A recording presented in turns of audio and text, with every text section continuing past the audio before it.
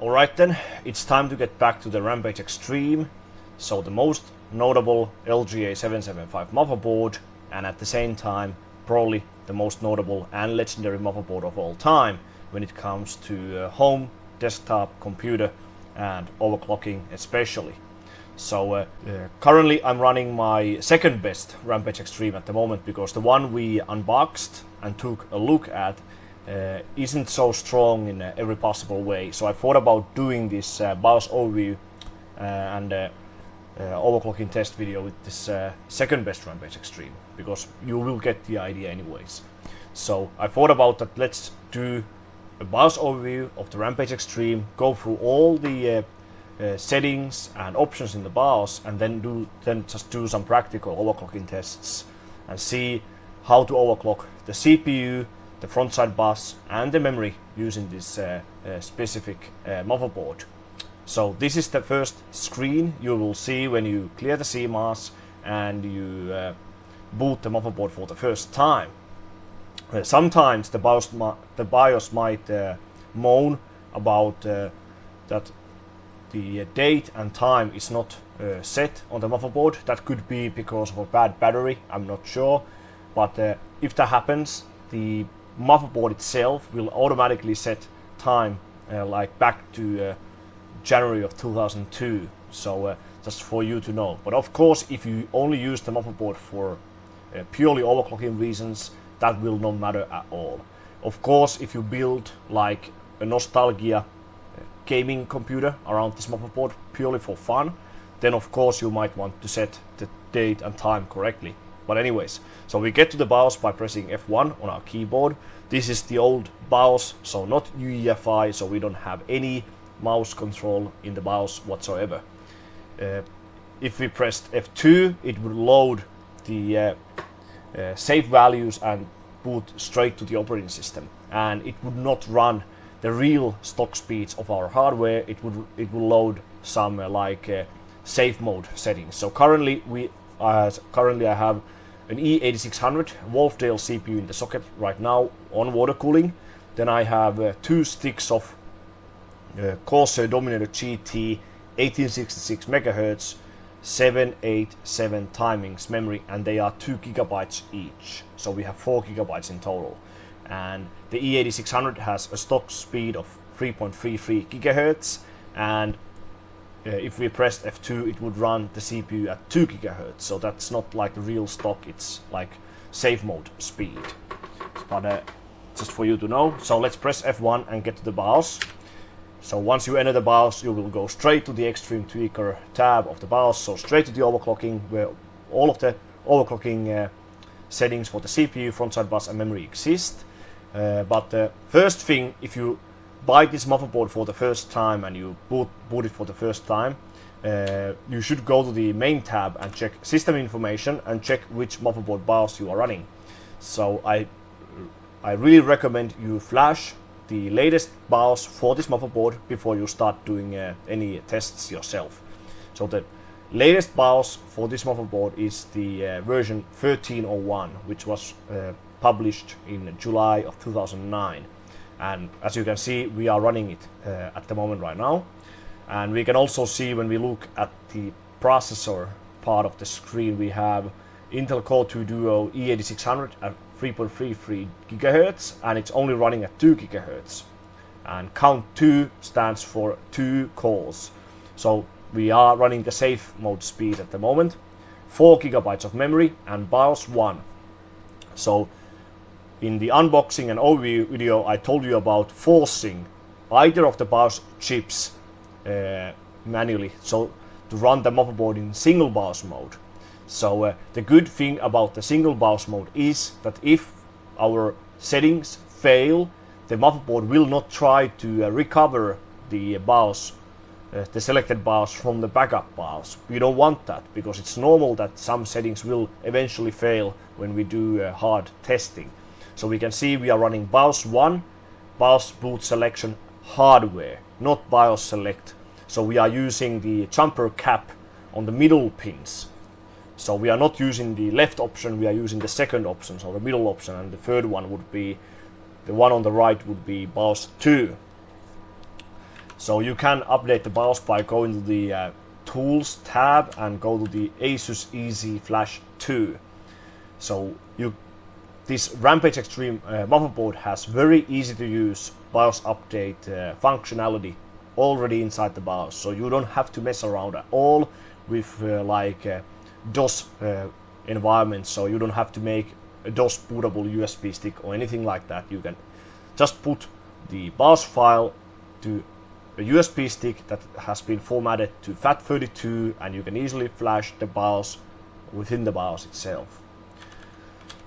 So we are currently set up, so I think we should start from the Extreme Tweaker right now. And the first options we can see are the CPU level up thing. Yeah, auto and crazy. I have never, in all of the time when I've been using this board, I have never tried the CPU or the memory level up options. Nor I even have tried an XMP profile on this board. This board is definitely all about manual overclocking. And not all of the memory kits that were out in the market at the time of when this motherboard was like the newest on the market, and when it came out, many kits didn't even have XMP in 2008. XMP was getting more and more common in during 2009. Many of the old Micron DDR3 kits don't have an XMP at all. So I generally wouldn't trust the XMP option too much. So I definitely recommend you use manual with this board if you get this board and you start overclocking with it. Now the main difference between 775 motherboard and a motherboard of today, so a motherboard of 2020, is that most of the overclocking on 775 and all platforms in general happens by changing the so-called base clock of today, or well, it was called FSB or frontside bus back in those days. So many of the CPUs, or most of the CPUs of 775, they have a locked multiplier with very low ratio. So for example, the E8600 has a locked multiplier ranging from 6 to 10. So we cannot put any higher multiplier than 10. So if we try to boot these settings, we would only run the stock speed of the CPU. So 333 times 10 equals 3.33 gigahertz. So the only way to get it higher, and same thing goes for the memory, is to increase the frontside bus. So, but at the stock FSB, we couldn't set any higher memory than 1335 or 1333. So the stock JDEC values of DDR3, because the stock, like the real stock setting of DDR3 is 1333 megahertz with 999 timings at 1.5 volts. Now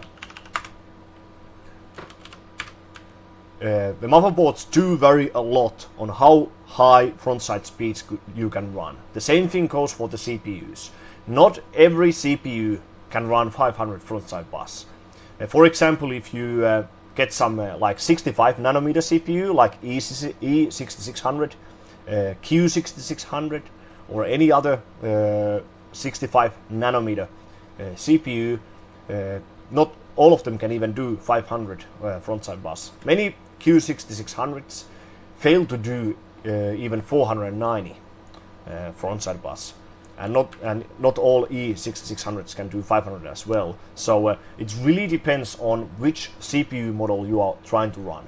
Of course, the most highlighted CPU models for the Rampage Extreme were the Wolfdale CPUs, mainly the E8600, and then some of the 45 nanometer quad cores, and especially the Core 2 Extreme, the quad core Extreme models like QX9650, QX9770, and then not even the non-extreme versions like Q9550, Q9650, because the Rampage Extreme was fairly expensive when it came out in autumn of 2008, with a price tag ranging from like 300 all the way up to close to 500 euros.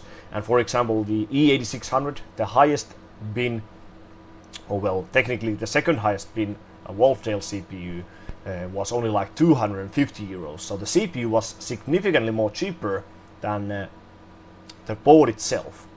The highest Wolfdale CPU was actually the E8700, but it came out in like 2009, and it wasn't popular at all compared to the other Wolfdale models.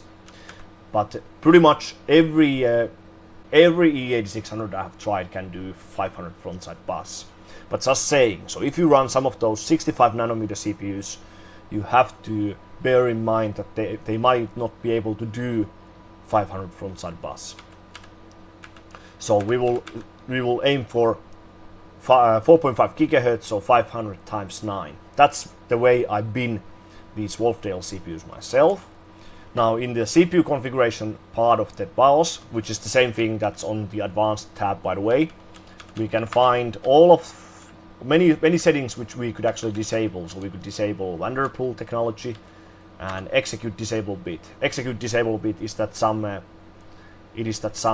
security feature for Windows XP and so on to prevent some malicious attacks or something. But as we talk about overclocking use, we will always stay in offline mode anyway, so we are not connected to internet, so we don't have to worry about it. Now this is one of the only settings you ever really change here, so the core multi-processing. When you disable this, currently it's enabled, it will disable the last individual core.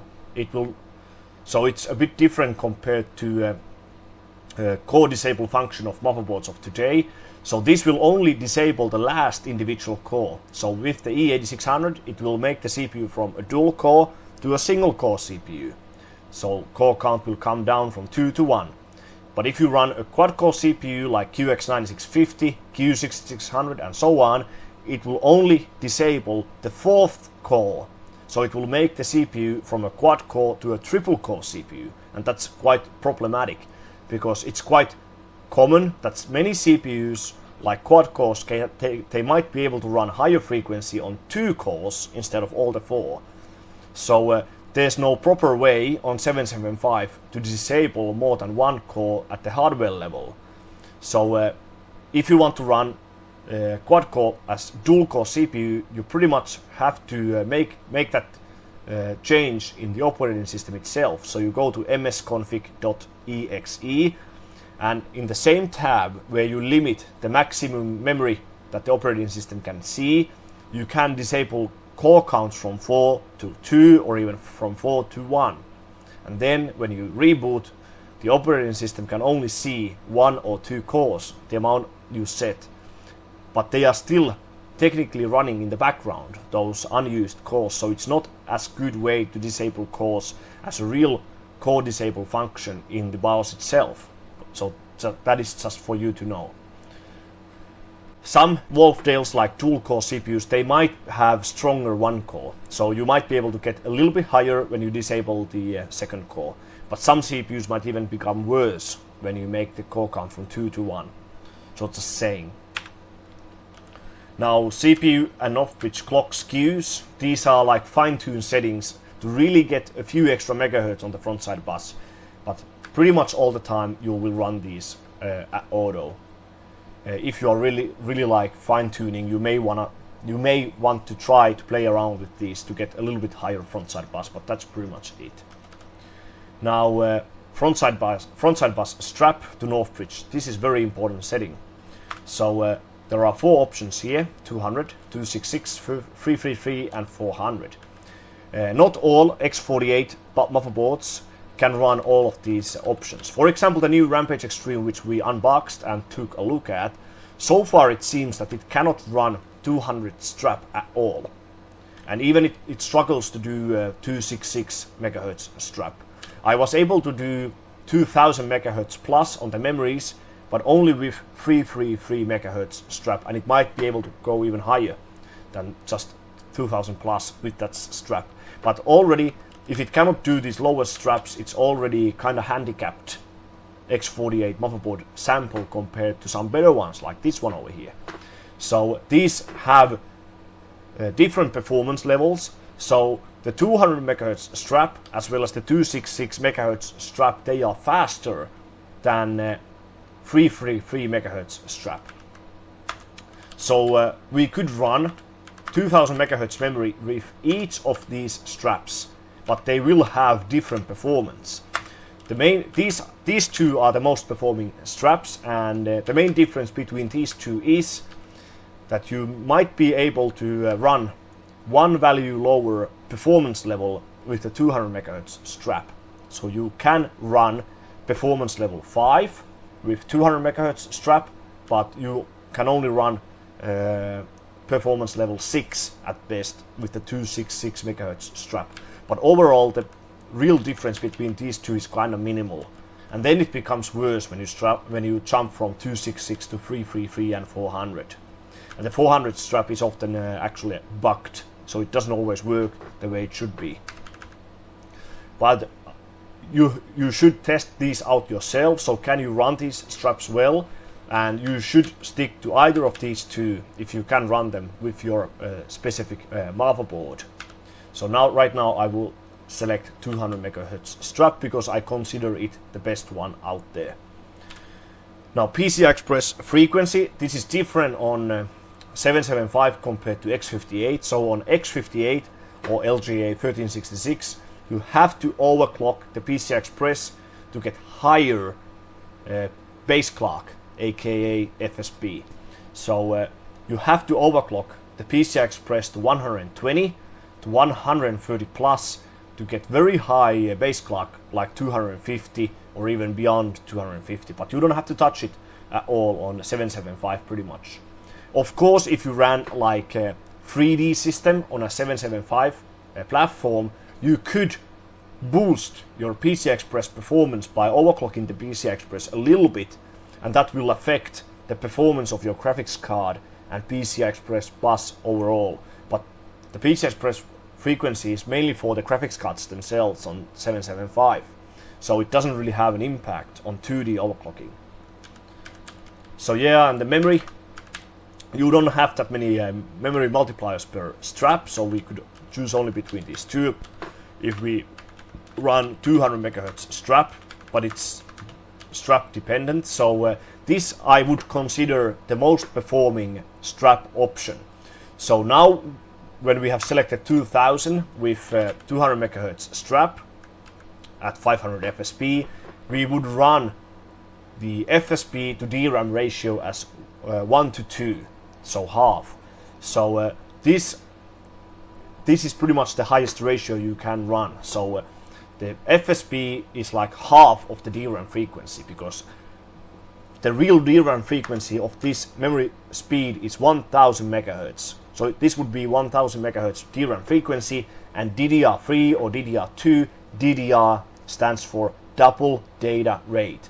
1000 times 2 equals 2000 MHz. And when talking about like DDR2 motherboards, there the most performing ratio strap would be 1:1. So 500 MHz FSB with 1000 MHz DDR2 speed, so 500 memory frequency. As high memory frequency as high FSB, so they would be 1:1 ratio. I'm sure you get the idea. That would have the best performance. So this is the configuration I use to bin like LPDA hyper-based memories on 775. And yeah, command rate 1. Usually you can always run command rate 1 with DDR3 memories. Maybe with some high capacity modules you might be forced to run just command rate 2. So you have to bear that in mind. And of course on like P45, P35 motherboards, they are often limited to just command rate 2 only. But X48, X38, they can usually run command rate 1 very, very happily. And that already gives the X48, X38 platform an advantage. Memory timings, of course, now this depends so much on which memory modules you are running, that which frequency levels you can run and what timings. So I'm running Dominator GT 1866 Cas7 memories. They are not the highest bin, but they are quite good sticks overall. There are higher bins out there from Corsair with same memory ICs like Dominator GT 2000 Cas7s or Dominator GDX2 with 250 MHz and 888 timings. Then of course there are many other options from other manufacturers as well, but these memories can run 2000 MHz happily, even with LGA775 timings. So with these sticks can go higher in frequency and even with lower timings. But when, as an easy step, like from daily perspective, I will try to run them with same timings, just a bit higher frequency. So 7, 8, 7, 21 timings. Now the Rampage Extreme tends to set all of the sub timings quite well, even at auto. You can of course set everything manually if you wish, but for starters I would leave most of the settings at auto. TRFC you might want to set yourself. At this frequency and timings, the lowest TRFC we could run would be around like 56 to 57. So with high enough voltage you should be able to run 60, and 72 and 82 should be very easy values to achieve. So I will set it at 82 for now. So we can leave this at auto for now. Now DRAM static read and dynamic write control, I always did how it suggests on the right hand side of the screen, so disabled. It might enhance DRAM overclocking ability, so I will disable them. DRAM skew control, if you really push memories, no matter if it's like low frequency competition or something else, you can make these a little bit tighter by advancing them by a little bit, but generally most of the time just leave these at auto. Now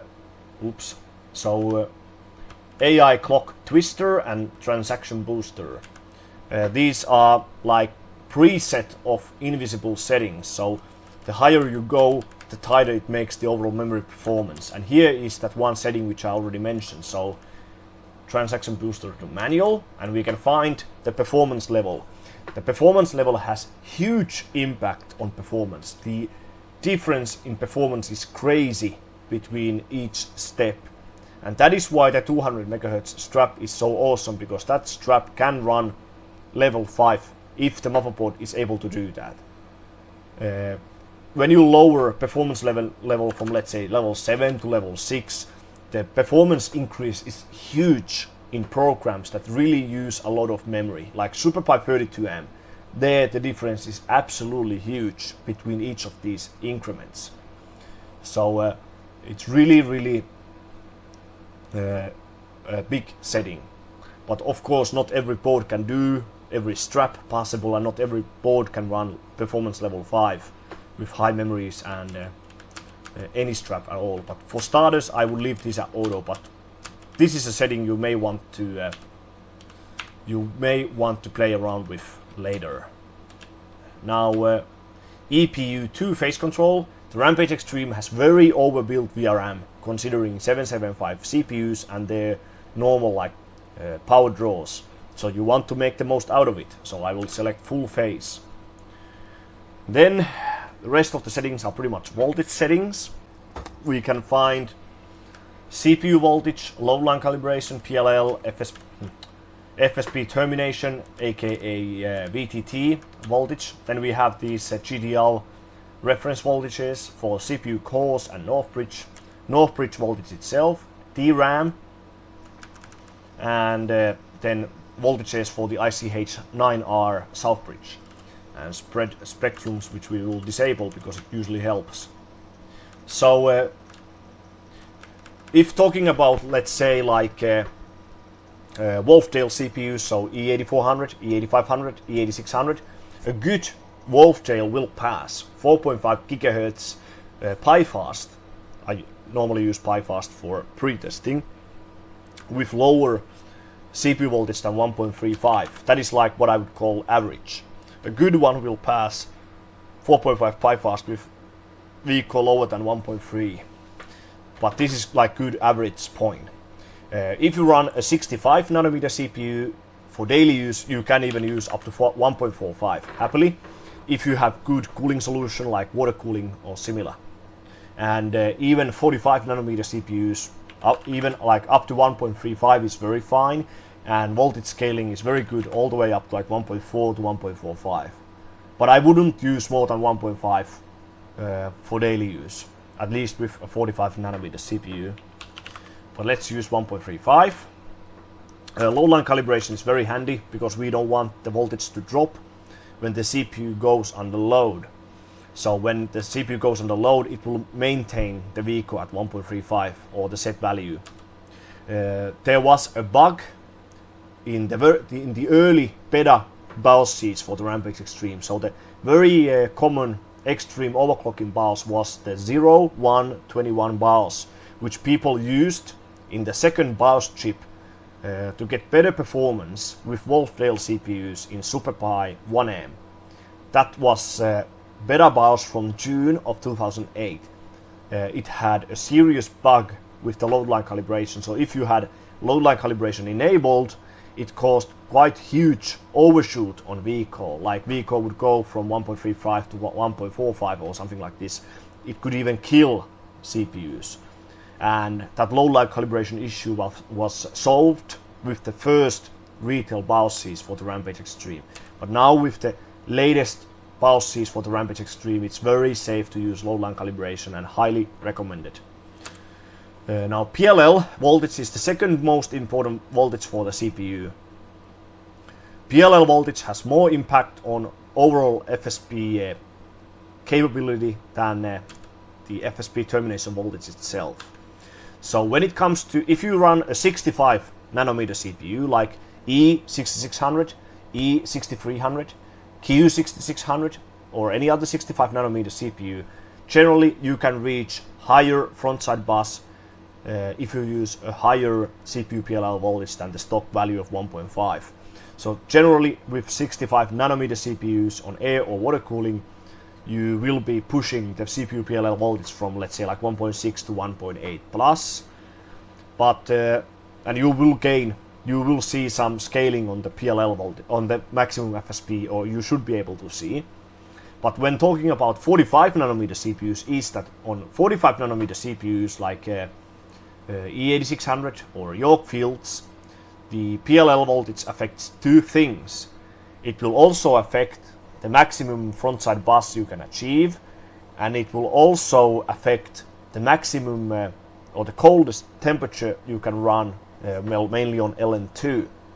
So if you lower the PLL voltage from the stock value of 1.5 to, let's say, 1.35, so you go down 150 millivolts, your maximum temperature or the coldest temperature you can run will go down from, let's say, minus 150 degrees Celsius down to like minus 170 degrees Celsius. But your maximum FSB might come down from, let's say, 690 down to 670.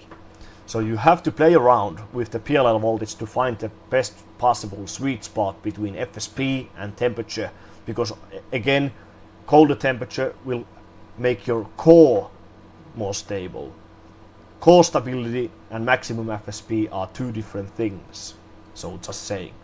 But generally speaking, 45 nanometer CPU means stock PLL or lower than the stock, so 1.5 or under. Generally, 45 nanometer CPUs do not gain at all if you run higher PLL voltage than 1.55 or 1.66. It's quite rare that they like higher PLL voltage. There might be some exceptions with the quad cores like QX9650, Q9550, QX9770, but just saying. And 65 nanometer CPU means higher PLL voltage. When I ran the Q6600 for record, so I've made 5.2 GHz validation with the CPU, I used well over 2 volts on the PLL voltage. And now this opposes another issue as well. So if you look at the right hand side of the screen right now, CPU PLL voltage minimum 1.51, maximum 3.0, standard 1.51. So how do you get below 1.51 on the Rampage Extreme if there's no setting? You cannot. So if you want to go below 1.5 volts on the PLL, you have to make a hardware level modification on the motherboard itself. So you have to supply the PLL voltage manually. So you have to disable the overall PLL voltage control in the BIOS, and you just set it manually at the hardware level, which I'm doing with both of my Rampage Extremes. So if we go to hardware monitor and voltage. It's currently at spot on stock value like 1.5, but with V-droop, when we overclock the CPU, it goes lower a little bit, like 1.48, 1.49. Just saying. But you get the idea anyways. So when I'm setting this manually, I never put any voltage value here anymore. So I always run this thing at auto. But if you are using the BIOS or the motherboard as how it works normally, out of the box, you have to play around with this voltage. It's the second most important voltage after V-core. FSB termination voltage or VTT, it also impacts the maximum FSB you can achieve, but generally how I run this is I set it at some value, then I almost forget about it. On LN2 you might run like 1.45, but generally the scaling on FSB itself is actually quite small from the FSB termination voltage. The PLL gives you more range on the FSB. With the Q6600, when I ran it on LN2, I pushed the VTT up to like 1.6 volts or even a bit above, but just saying. So now I will just set it at 1.35. Now CPU GTL reference voltages. So there is a reference GTL voltage for each of the CPU cores plus the North bridge. These are kinda like fine-tuned settings which you can mainly use on LN2 to gain anything. These are very hard settings to play around with to gain anything, so this is very hard territory. Most of the time I always run these at auto. But if you really want to try these, you can. But pretty much on air or water cooling, you will not gain anything from playing around with these. That's just my personal experience. You might be able to gain some memory overclocking wise if you play around with the North bridge DDR reference voltage and the reference voltage for each of the memory channels. So these ones you should try if you just try to maximize your memory overclocking even on air or water cooling. Now the North bridge voltage is very picky. The stock value is 1.25, 1.26, or it might set a bit over by default, like a bit over 1.3. This is your memory controller voltage, and this also affects how high FSB your motherboard's North bridge can run. For many memory settings or configurations, higher North bridge voltage will not always give you benefit. For example, for 2000 MHz speed with 67520 timings on my best Rampage Extreme, the North bridge voltage has to be set at 1.43 for those memory settings to be stable in the OS. If I set 1.55, it will not post. If I set 1.63, it will not post. So lower voltage at 1.43 was more stable and was even able to post. So just saying, so very often you have to find a sweet spot voltage on the North bridge, and higher will not always make you more stable. So just saying, when it comes to like air or water cooling, I would never go over 1.8 volts on this setting, and for daily use I wouldn't like to go much over 1.65. That is just my personal feeling though. Now I will use 1.63 for these settings because the channel A is a little bit weaker on this motherboard compared to the channel B. It requires a little bit higher voltage on the North bridge to be stable. And DRAM I will set 1.78 for 2787. Stock would be 1.65 for 1866 787. Refs I will voltage reference voltages I will leave at auto. Then South bridge, so the ICH9R, you can leave at auto or type in the stock values or near the stock values. I generally like to do that because I fear, there's like gut feeling inside me that if I leave these at auto, on LN2 the BIOS might sometimes bug a little bit and it could set some weird values if they are left at auto. So that's why I often like to set the near stock value myself manually. So I even do that with modern motherboards of today, but just saying, but this is really my personal preference. You don't have to set any value on these if you don't want to. And that's pretty much it. These should be able to post. So we have a CPU and memory overclock dialed in right now. So let's check the other tabs first before we save and exit. So main tab we already covered. So the advanced tab has pretty much all of the motherboard features listed. So we have the CPU configuration, which we already checked. Chipset, here you could change some memory remapping functions and how the PCI Express ports work, but generally you should not do anything on these because it could prevent your motherboard not be able to post. So just saying, so be very cautious. So generally I don't do anything over here. Onboard devices configuration, you don't have to touch any of these things in the advanced tab unless you are doing just purely overclocking. So for overclocking purposes I always disable all of these over here. So we don't have audio, we don't have either of the LAN ports now. We have disabled the Firewire and we have disabled the black third-party SATA ports as well. So the so-called speeding HDD. USB, we can find different options for USB like legacy USB support and so on. Not sure what this is over here, but surely you should not touch these at all. Yeah, LCD poster, so if you have the LCD poster working, you can find some settings for that over here. And I think the other configuration is for dual BIOS function. So if your BIOS gets corrupted or if it doesn't have working settings, it will try to recover that BIOS from the backup BIOS. But generally you don't have to touch these at all. Just use the motherboard in single BIOS mode. That's my personal advice.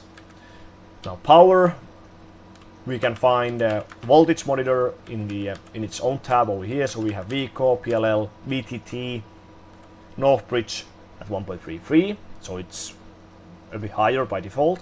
DRAM, motherboard 3.3, 5 volt, 12 volt, and so on. Then we have temperature, CPU, Northbridge. The Northbridge tends to get quite warm, so you definitely should have adequate cooling on the Northbridge, like very strong air cooling or water cooling would be the most sufficient one. VRM temperature. We have fan speed monitor. So if you don't have any fan connected to the CPU fan header, it will not allow you to boot into the operating system. It will give you some error screen after the post process, so it will give you CPU fan error. And if you want to bypass that error without plugging a fan to the CPU fan header, go to the fan speed monitor tab and CPU fan speed and check and change this to ignored. Then you can bypass that. And fan speed control, we could change fan speeds if we wanted to. Boot, here you could choose which device you want to boot, like hard drive, DVD drive, USB stick, and so on. And in the tools part, we have the BIOS update function, which we already checked, and we have the ASUS OC profile, where we only have 2 empty spots onto which we can save a profile. So that's a bit sad that there aren't more empty spots than 2, but that's the way it is with these old motherboards. And BIOS flashback to recover BIOS from a backup BIOS. So that's pretty much it. Let's try to post and boot these settings and see how they look like in the operating system. Okay, so we just landed on the desktop, and yes, this is Windows XP. Remember, this motherboard came out in autumn of 2008. Windows 7 wasn't still released yet, so Windows 7 came out in like autumn of 2009. So during that time, so in 2008, you had to choose between Windows XP and the very famous Windows Vista if you wanted to run Windows from Microsoft. And I guess most of you guys know how Windows Vista was. So Windows XP was definitely more convenient operating system to use than Windows Vista. Of course, you had to use Windows Vista for the newest games because it had DirectX 10 support and so on, but many people still like to run Windows XP instead. Although most of the time with Windows XP you are limited to 32-bit operating system. The 64-bit exists, but it was kind of buggy. So now we opened up CPU Z, Intel Core 2 Duo Wolfdale, 1.344 volts, EO stepping, 500 FSP times 9, so 4.5 gigahertz, 2 cores, 2 threads. Mainboard Rampage Extreme, 1301 BIOS. And memory tab we can find DDR3 4 gigabytes, so 2 sticks of 2 gigs, 2 sticks of 2 gigabytes each. 2000 megahertz DDR3, so the ratio is 1 to 2, so the most performing one. 78721 timings. So now this depends a lot on how you are looking at this platform and rig. So are you just doing overclocking or are you looking for daily stability? Of course, if you are building like somewhat daily oriented PC around Rampage Extreme or any other X48 motherboard, you could use a newer operating system like Windows 7, Windows 8.1 and even Windows 10. But just bear in mind that you might not have proper drivers for the old hardware on Windows 10. Rampage Extreme does have drivers for Windows 7, so you can use Windows 7 easily, just saying, but Windows 10 might not have like proper drivers, so just bear that in mind, because this is just so old hardware. For overclocking purposes and like testing, I recommend you get CPU Z, then you have get core temp for temperature measurement, then the actual tests like SuperPi, PiFast, W Prime, Cinebench if you run newer operating system, or Windows XP 64-bit. Then ZFSB is the main overclocking tool. So you use ZFSB to change the frontside bus speed on the fly in the OS. This works on many motherboard models on multiple platforms. So this works well on X48 as well, and you use the same clock generator on Rampage 3 Extreme, Rampage 3 Black Edition as you use on the original Rampage Extreme. So the clock generator for these motherboards is, or the Rampage Extreme is ICS 9LPRS 918 BKL. And for 775 you have to keep the Ultra button ticked, and for X48 you want to remove the Ultra button. So we select Get FSB. This one over here would be PC Express. So we could, for example, lower the FSB a little bit. So we dropped FSB from 500 to 497.9, and we got 4481 CPU clock. Let's increase it back up, 500.3, and we have 4.503 gigahertz. So that's how it works. Then one very handy utility is the memset for 775. Here you can change many like timings on the fly, and it does work, and you can even change like sub timings and so on. And for example, the T-ref, the refresh interval, you cannot set in the BIOS at all. So this is one of the only settings you have to select or set in the OS. So we just apply it and it works. And you can even change both channels independently if you wish. So that's pretty much it. So can we run 4.5 PiFast at 1.35 volts?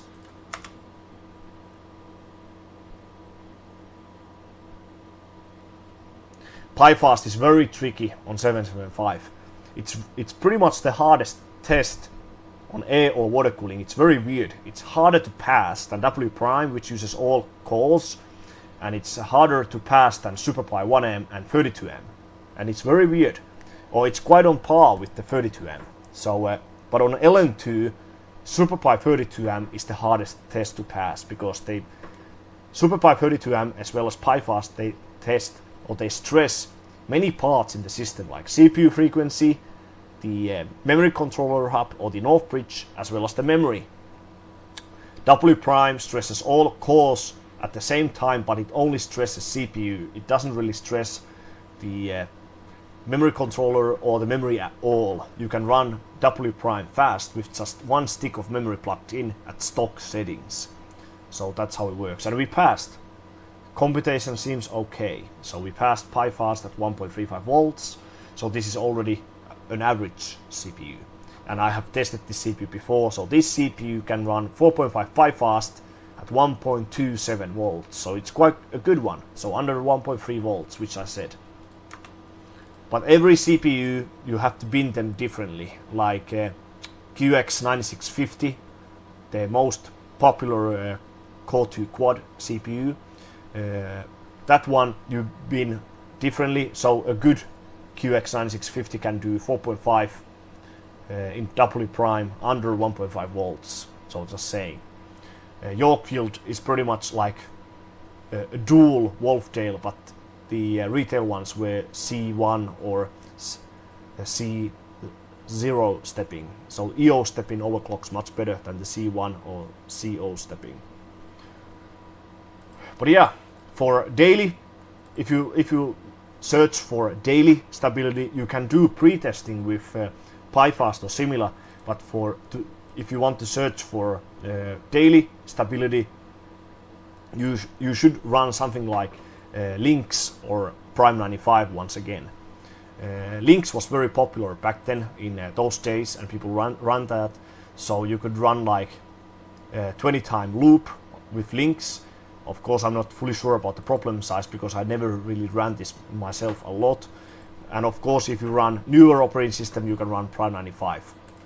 So pretty much the same way as before. But of course, you don't have any of the instruction sets of modern CPUs like AVX or similar. So we only have like SSC3, SSCE3, SSC 4.1 and so on. So the difference between W prime and Prime 95 is very, very small, to be honest. But just saying. So that's pretty much it for the CPU. So now I would just go down in vehicle and see what is the minimum voltage I can run 4.5 PiFast at. And we can quickly try W prime as well.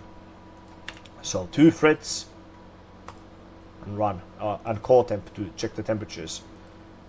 So not that bad at all. Under 50 degrees Celsius at 1.35, 4.5. These CPUs are very easy to cool if you have strong water cooling or similar. And we should be getting a result of 17 point something. 17.656 seconds. Not that good score for these settings, but it passed. Then for memory, as we have 2787, to test the stability of your MEMS, I recommend SuperPi 32M and HyperPi 32M.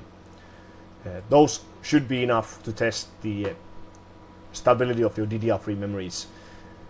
You could run even HEI mem test if you wanted to, but that takes quite a bit of time, and with low capacity DDR3 sticks it's not often needed. SuperPi 32M and HyperPi 32M are usually hard enough to determine your daily stability, but just saying. Of course, this test takes quite a bit of time with this kind of old platform, but this is one of those tests where X48 truly shines compared to P35 or P45 as well. P45 and P35 are so much slower in SuperPi and any other programs that really like memory bandwidth a lot. That's where this X chipset shines. But yeah, so that's pretty much it. That's how I test these CPUs and memories. how I've been LP the hyper memories are is that I try to check what voltage the memory stick requires for 2000 megahertz memory frequency and 675 timings. That's how I usually test the memories, or the LP the hyper based memories. I test them like one by one, so in single channel. And this is my best LP the hyper based DDR3 stick. I made that score yesterday. So best Dominator GT 2000-7. You can see 2000 megahertz in single channel, 675 timing. So this is 2000 megahertz DDR3 frequency. So 2000 megahertz memory frequency, 67520, 72 common rate 1. SPD shows Dominator GT 2000-7, so 2000 XMP 787. And this is a past run with the same CPU, same board. It required 1.55 voltage on the north bridge and 1.78 volts on the memory. So the same voltage we are running right now, but we run 787 21 timings. This is pretty much one of the best sticks in the world. One famous guy from Germany in the overclocking community, he went through 200 to 300 LP the hyper based DDR3 sticks, and his best sticks are pretty much the same as this, so 1.78 volts for this profile. So this is definitely among the best in the world, so it's a saying. But you have many variables you have to test separately, and it's very hard to always know that which one is giving you issues if you are unstable. Is it some USB device? Is the CPU the one that is crashing, or do you need more north bridge voltage so that other of the memory channels is dropping or getting unstable? It's very hard platform, but it's surely a lot of fun compared to platforms of today. So if you are new to overclocking, no matter if you are a youngster or some older person who just wants to try overclocking for the first time, you really should experience 775 platform. Well, you don't have to get Rampage Extreme because it's very expensive motherboard, but you should at least try 775 overclocking if you ask me. I personally prefer DDR3 motherboards of 775, so you could get some P35 or P45 DDR3 board, or X38 or X48 motherboard with DDR3, or even some of the NVIDIA chipset motherboards with DDR3. Because DDR2 is kind of bad, and it's quite hard to find very strong DDR2 today. But yeah, so that's pretty much it. I don't think there's that much more that I have to speak about 775 overclocking briefly. Of course, there's even a lot more when you go on LM2, like how you test and so on, but it's hard to cover everything in one video. But those are pretty much the programs you should get for 775 overclocking, at least if you do like testing use in Windows XP. And that's how I test CPUs myself and how I bin memories. LP the hyper based DDR3 memories are definitely the best one for this platform, because the best ever X48 boards, they max out at around like 2100 to 2200 megahertz frequency on the memory with dual-sided DDR3 sticks. And LP the hyper based DDR3 memories can do the best timings at around that frequency. So LP the hypers, like this one over here, it can do the best possible timings at the maximum frequency this platform can run. So from 2100 to 2200 plus. So 675 usually, or even 665 or 674. So there is no better memory IC that can run better timings at these frequency levels. Micron was kind of okay, but it's most of the time single-sided. Single-sided memory is always less performing than dual-sided memory, and Microns require a lot of memory voltage. Then power chips could be okay as well, but they are worse on 775 than Elpida Hypers. Just saying. But yeah, that's pretty much it. So I hope you like to see this video and all the BIOS settings and so on, and with these steps you should be good to go and overclock this famous motherboard yourself. And of course, if you have questions, you can drop them down below and I will try to ask. But yeah, so thanks for watching one of my videos once again, and I will see you on the next one.